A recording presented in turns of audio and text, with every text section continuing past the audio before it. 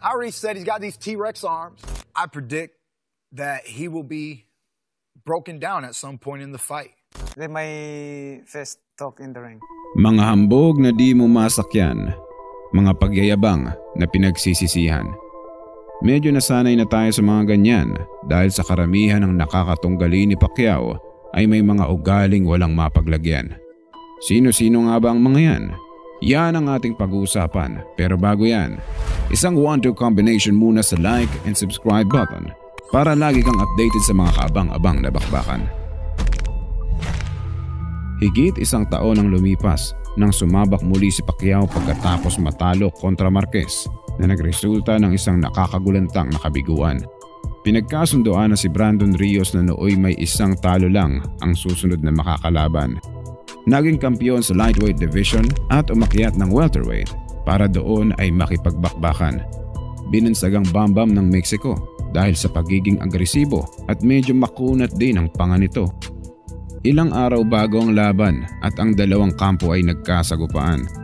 Wala noon si Pacquiao nang tadyakan si Freddie Roach ng dating kasamahan at conditioning coach na si Alex Ariza at ang buong kampo ni Rios ay nagtawanan na parang wala lang. Pagkatapos mabalitaan, ang galit ni Pacquiao ay walang mapaglagyan. Kaya sa araw ng laban, ang hambog ay pinarusahan. Walang tigil na kombinasyon ang ipinalamon na tila di makabawi sa bawat suntok na tumitilapon. Talagang matibay ang panga ng dating kampiyon sa mababang dibisyon at sa laban di napatinag. Malakas ang loob at talagang sumusugod kahit di makailag. Panay paghahambog pa nga at labas dila pagkatapos makatikim ng solidong kaliwat kanan. Imbis kahangaan, nagmukhang katatawanan. Dahil tanging pagyayabang lang ang nagawa sa buong laban.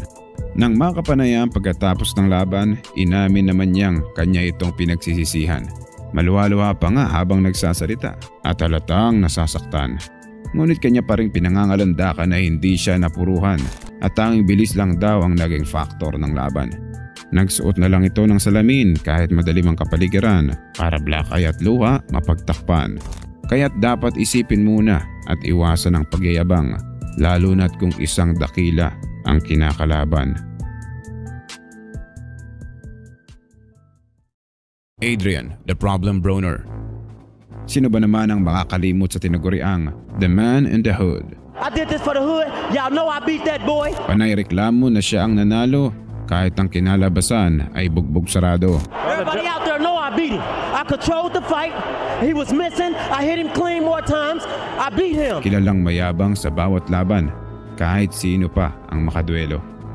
Kahit saan, kahit kailan, abay napakaraming problema ang nakakaengkwentro. Isa sa mga bata noon ng self-proclaimed TBE na si Floyd Mayweather Jr. May pagkakatulad ang galaw at depensa at sakim din ito sa pera.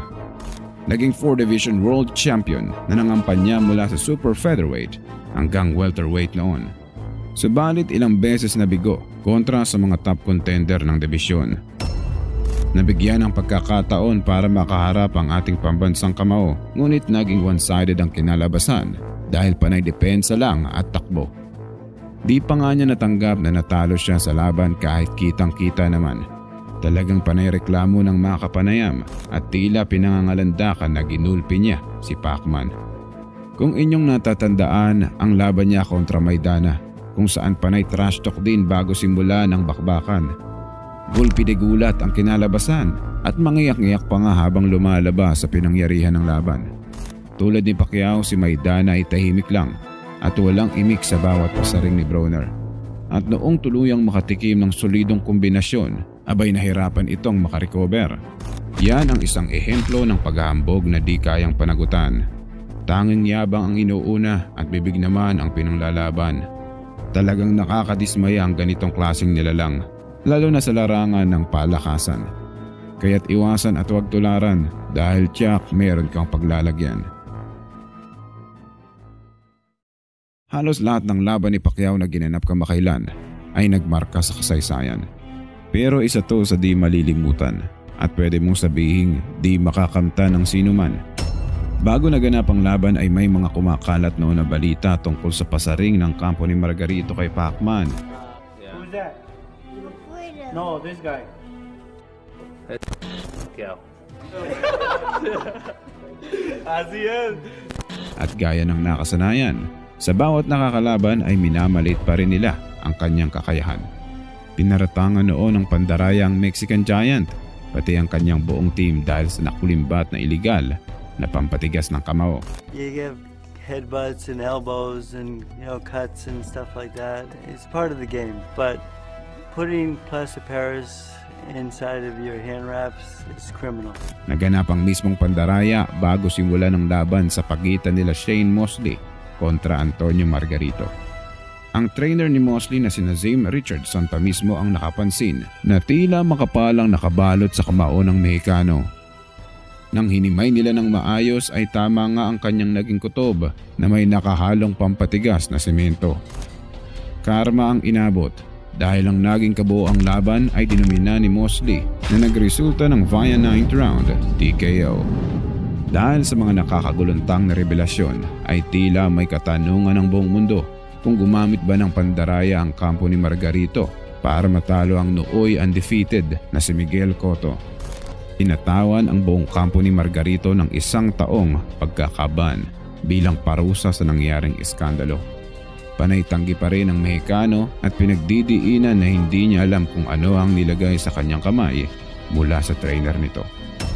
Lumipas ang 1 taon, abay nabigyan pa ng pagkakataong sumabak para sa bakanting WBC Junior Middleweight title kontra Pacquiao.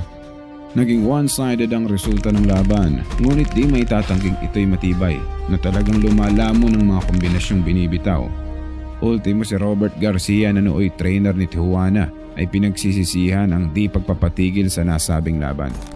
Nabulag ang kanang mata at mahaba-habang panahon rin ang inabot para mapagaling ang natamong pinsala. Talagang malaki ang naging epekto at hanggang ngayon ang pinsala ay kanya pa ring daladala. Dahil doon, prioridad ang kanyang pagpapahinga at di nagtagal ay nagretiro na.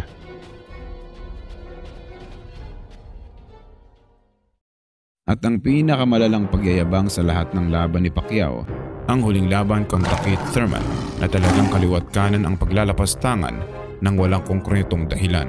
I already said he's got these T-Rex arms.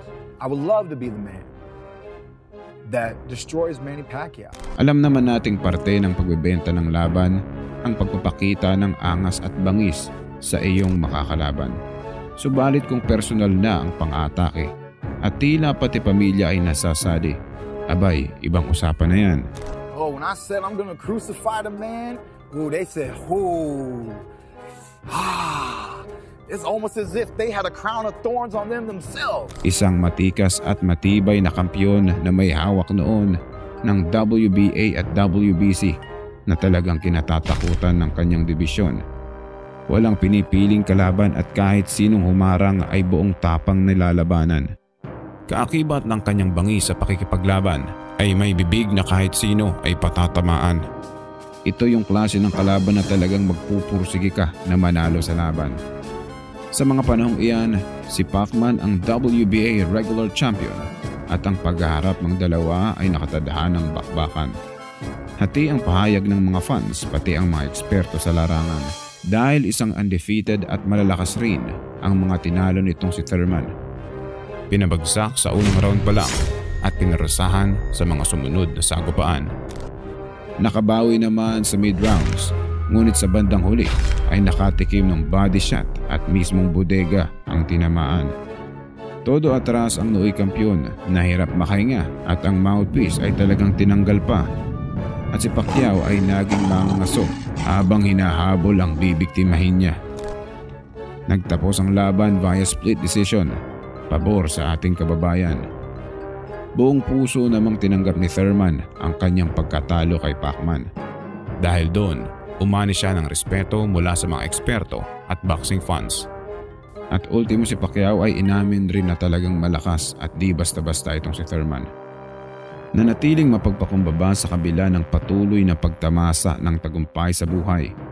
Patuloy pa ring nagbibigay ng karangalan sa inang bayan at tulong sa kapwa sa pamamagitan ng pamumuhay. Naging haligi at tulay para ang boxing bilang solusyon sa kahirapan ay maiugnay. Talagang si Manny Pacman Pacquiao ay isang kampyon panghabang buhay.